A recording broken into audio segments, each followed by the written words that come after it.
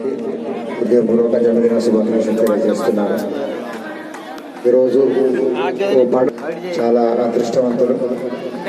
వారి సేవా కార్యక్రమాలు ఈ గ్రామం నుంచి ప్రపంచవ్యాప్తంగా వారి సేవా కార్యక్రమాలు ముందు ఎన్నో జరగాలని ఆకాంక్షిస్తున్నాను.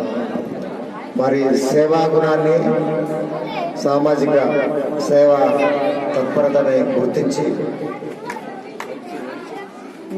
వారికి గౌరవ డాక్టరేట్ బిరుదును మరియు గ్లోబల్ ఐకాన్ ఎక్సలెన్స్ అవార్డును హైదరాబాద్ నగరంలో ఇవ్వటం జరిగింది. ఈ డాక్టరేట్ స్వీకరించడం ద్వారా మా యొక్క సంస్థకు చాలా పెద్ద పేరు వచ్చింది.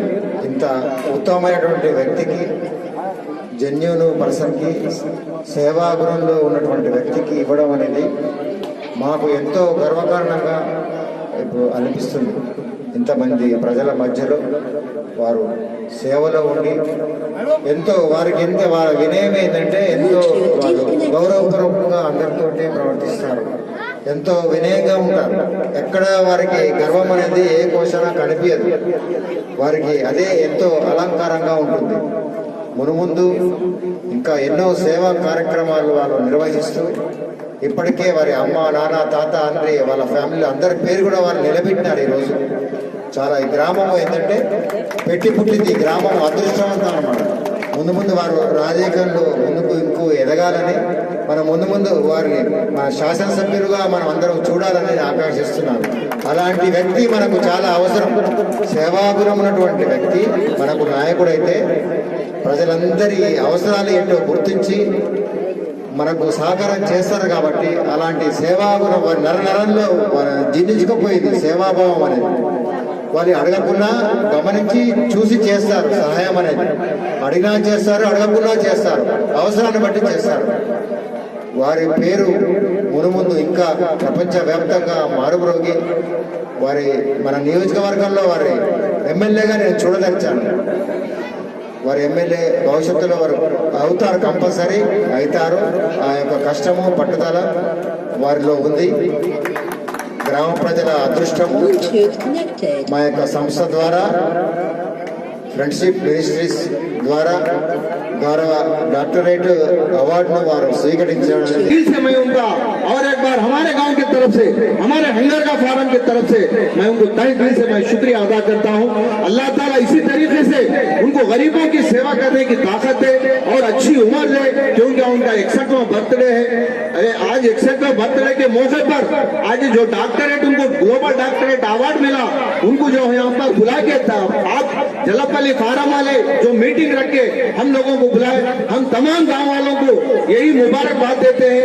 ऐसा शेख से एक हीरा है, एक मोती है, उसका इस्तेमाल आप कर लीजिए, क्योंकि आप कर लेना, क्योंकि उसकी अहमियत हमारे को मालूम है। हम कर लेते हैं, हम कैसा भी हमारे को क्या कर लेना है उनसे इमदाद ले लेते हैं। हम गैर दूसरे गांव वालों को भी इमदाद करेंगे, लेकिन यहाँ पर अपने गांव में भी तहे दिल से उनको दुआ देना, उनसे मोहब्बत रखना हम सबकी जिम्मेदारी है, तुम्हारे गाँव वालों की जिम्मेदारी है। क्योंकि अगर गाँव वालों में इतना करने के बाद भी गांव में अहमियत नहीं रही बोले तो तकलीफ होती, बहुत इंसान को तकलीफ होती। वो तकलीफ उनकी दूर करना जल्लापल्ली फार्म वालों की जिम्मेदारी है। चाहे एसटी भाई हो, चाहे माइनॉरिटी भाई हो, चाहे एससी भाई हो, कोई भी मजहब के हो, लेकिन जो उनका जो काम आजकल गाँव में कर रहे हैं, उन्हें इमदाद कर रहे हैं। आज बूढ़े नहीं, बच्चे नहीं, गरीब नहीं, अमीर नहीं, कुछ किसी का यतीम बच्चा स्कूल में उसको बुक्स फीस नहीं है, बुक्स नहीं है, उन्हें हर चीज से मदद करे। हम जा रहे कहाँ बुलाए तो भी उनके साथ हम जा रहे। हॉस्पिटलों में भी कोई गरीब आदमी है, इलाज के लिए पैसा नहीं, इलाज करा रहे, उनका उन्हों होंगे, उनके घर वाले अहिल्या होंगे, जहाँ 5% అయితే ఎక్కడ కూడా ఉంటారు. వాళ్ళకి మనం పట్టించుకుంటే ఆడ ఎట్లా చెప్పిండు కదా, మరి ఇతనికి మనం ఎట్లా చేద్దాం అంటే అది మంచి పద్ధతి కాదు. చెప్పేటోనికి మనం చెప్పనిద్దాం, మన పని మనం చేసుకుందాం. ఒక్కొక్కసారి ఒక్కొక్కల పరిస్థితి చూసి చలించిపోతాం. అకస్మాత్తుగా మన బీద వాళ్ళు ఈ సంవత్సరం చాలా మంది చచ్చిపోయారు. కొంతమందికి అంత్యక్రియలకు కూడా పైసలు లేవు సార్ వాళ్ళ దగ్గర. ఒక 11 years పాప చచ్చిపోతే శవం పెట్టుకుని ఎట్లనే కూర్చున్నారు వాళ్ళు. అప్పుడే మా సర్పంచ్ నాకు ఫోన్ చేసి చెప్తే నేను అప్పుడే సెకండ్ పోయి వాళ్ళకి 7,000 ఇచ్చి అంత్యక్రియలు చెప్పించాను. అంటే చాలా మందికి చెప్పించాను, కానీ కొంతమందిలో అలాంటి పరిస్థితి ఎట్లా ఉన్నాయంటే మన మండలాల్లో గ్రామం ఇంట్లో చచ్చిపోతే వాళ్ళకు అంత్యక్రియలు చేయాలని కూడా అప్పు చేయాలి, పెళ్లి చేయాలంటే కూడా అప్పు చేయాలి, హాస్పిటల్కి పోవాలంటే కూడా అప్పు చేయాలి. నిన్నటి నుంచి మా రామ బ్రదర్ ఎంపీటీసీ గారు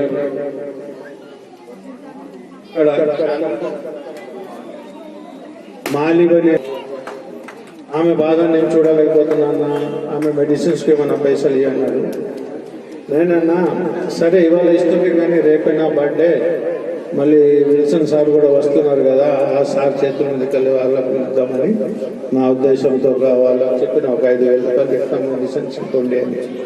అంటే ఇలాంటి కేసులు చాలా వస్తాయి సార్, కొన్ని తెలుస్తాయి, కొన్ని తెలియకుండానే నేను వాళ్ళకి ఇచ్చేస్తాను.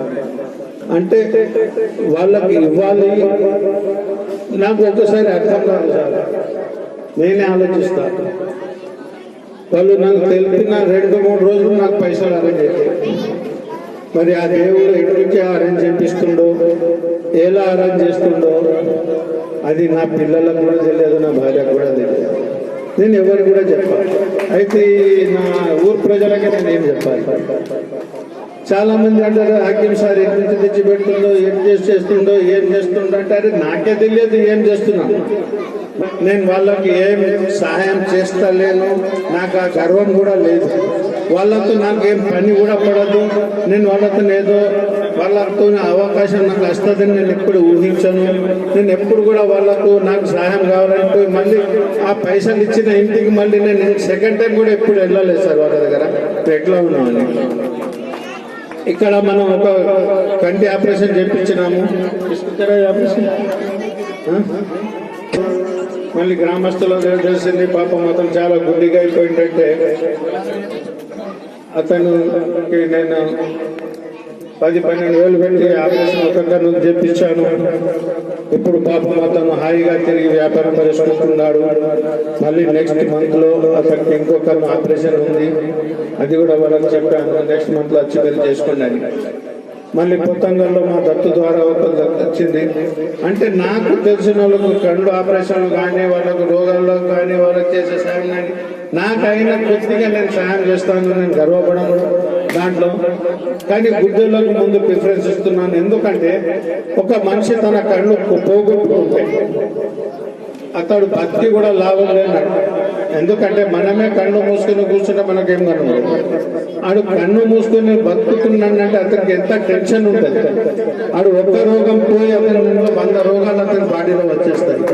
అదే అతని కళ్ళు చూపు వచ్చిందనుకో, మా దాంట్లో దువా అంటారు, తెలుగులో పుణ్యం అంటారు. ఆ పుణ్యము నాకన్నా, నా పిల్లల కన్నా, లేకుండా నా వంశంలో ఎవరికైనా కలుగుతుంది. ఆ తలగని కాదు, ఆ పుణ్యాలు చేసిన పుణ్యాలు ఎప్పుడు పాపంలో రావు. లేకుండా నేను చేసిన పాపం నేను కట్టుకుంటున్నాను. కానీ నేను ఎందుకు చేస్తున్నానో, అది ఎందుకు అవుతుందో కూడా నాకు తెలియదు. అందుకు అనవసరంగా అపోహలు పెట్టుకోవద్దు. వాళ్ళ అదృష్టంలో ఉంటే నేను చేస్తున్నాను కాబట్టి నేను వాళ్ళకు ఏ జన్మలో అప్పున్నానో చేస్తున్నాను. ఇట్టి సేవా కార్యక్రమం నేను ఎప్పుడు చేస్తూనే ఉంటానన్నాను. ఇక రాజకీయాలంటే అది ఏ రిజర్వేషన్ ఎవరికి వస్తుంది, ఏం చేస్తుంది, ఎవరు ఎక్కడ ఉంటాడో అది అధిష్టానం గుర్తిస్తుంది. మనకు దానికి సంబంధం లేదు. మనం ఏ పార్టీలో ఉన్నా లేకున్నా నేను మామూలు మీ హకీం అన్నానే, మీకు ఎప్పుడు అన్నలాగానే ముందుకుంటాను. కాబట్టి ఇట్టి అవకాశం ఇచ్చినందుకు మీకు అందరికీ చాలా చాలా